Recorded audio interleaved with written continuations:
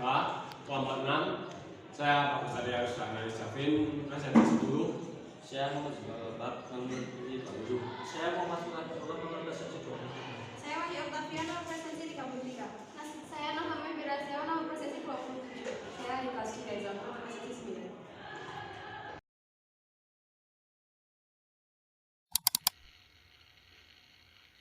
9. Main hakim sendiri. Kasus main hakim sendiri merupakan pelanggaran hak.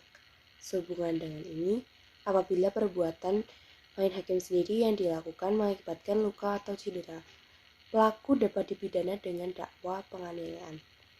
Sesuai dengan ketentuan pasal 351 KUHP, menerangkan bahwa penganiayaan diancam dengan pidana paling lama 2 tahun 8 bulan atau pidana denda paling banyak Rp4.500.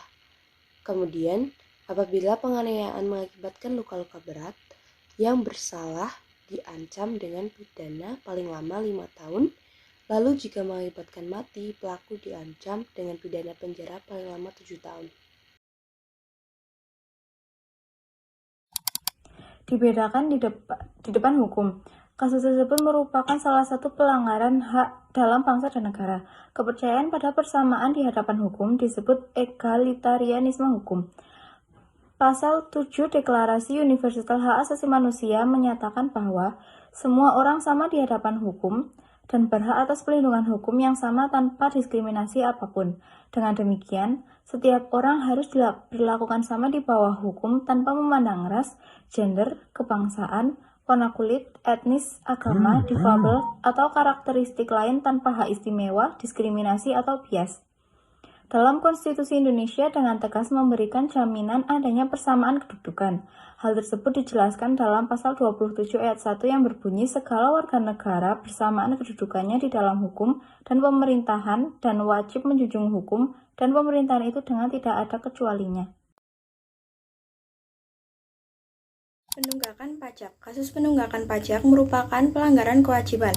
Sanksi pidana mengenai hal ini diatur dalam pasal 39 ayat 1 huruf I Undang-Undang Nomor 28 Tahun 2007 tentang Ketentuan Umum dan Tata Cara Perpajakan yang menyebutkan bahwa setiap orang yang dengan sengaja tidak menyetorkan pajak yang telah dipotong atau dipungut sehingga dapat menimbulkan kerugian pada pendapatan negara dapat dipidana dengan pidana penjara paling singkat 6 bulan dan paling lama 6 tahun dengan denda paling sedikit 2 kali jumlah pajak terutang yang tidak atau kurang dibayar dan paling banyak 4 kali jumlah pajak terutang yang tidak atau kurang dibayar.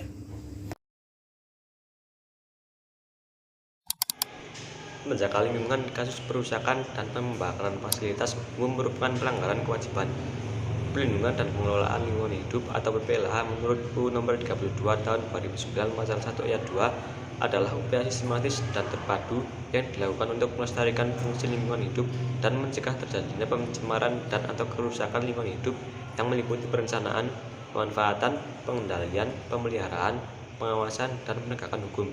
Larangan untuk merusak lingkungan tersebut diikuti dengan sanksi yang tegas dan jelas tercantum pada bab 15 tentang ketentuan pidana pasal 97 sampai 123. Salah satunya adalah dalam pasal 123 yang berbunyi setiap orang yang menghasilkan limbah B3 dan tidak melakukan pengelolaan sebagaimana dimaksud dalam pasal 59 dipidana dengan pidana penjara paling singkat 1 tahun dan paling lama 3 tahun dan denda paling sedikit Rp1 miliar dan paling banyak Rp3 miliar. Penggusuran tanah. Kasus tersebut merupakan pelanggaran hak. Pasal 28H ayat 1 UUD NRI 1945 menerangkan bahwa setiap orang berhak hidup sejahtera lahir batin bertempat tinggal dan mendapatkan lingkungan hidup yang baik dan sehat serta berhak memperoleh pelayanan kesehatan. Apabila penggusuran yang dilakukan dimaksudkan untuk pembangunan, maka penggusuran tersebut seharusnya tunduk pada UU Nomor 2 Tahun 2012 tentang pengadaan tanah bagi pembangunan untuk kepentingan umum. Pengadaan tanah adalah kegiatan menyediakan tanah dengan cara memberi ganti kerugian yang layak dan adil kepada pihak yang berhak. Pemberi ganti kerugian dapat diberikan dalam bentuk A. Uang, B. Tanah pengganti, C. Permukiman kembali, D. Kepemilikan saham, atau E. Bentuk lain yang disetujui oleh kedua belah pihak.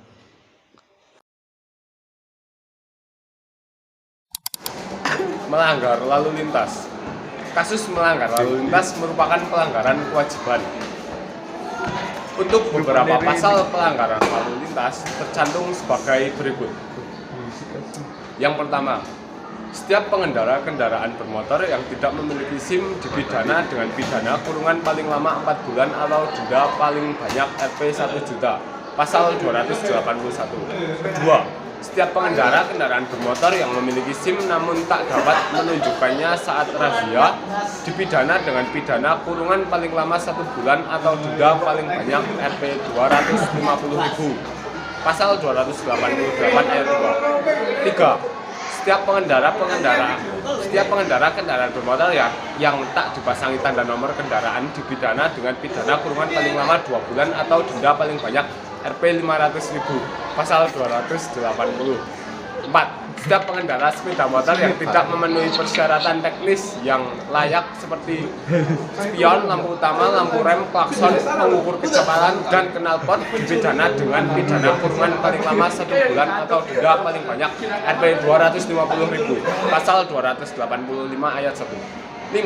Setiap pengendara mobil yang tidak memenuhi syarat seperti persyaratan teknis seperti spion, klakson, lampu utama, lampu mundur, lampu rem, kaca depan, bumper, penghapus kaca dipidana dengan pidana kurungan paling lama 2 bulan atau denda paling banyak Rp 500.000. Pasal 285 ayat 2. 6. Setiap pengendara mobil yang tidak dilengkapi dengan perlengkapan berupa ban cadangan segitiga pengaman, dongkrak, pembuka roda, dan peralatan pertolongan pertama pada kecelakaan dipidana dengan pidana kurungan paling lama 1 bulan atau denda paling banyak Rp 250.000. Pasal 278. 7.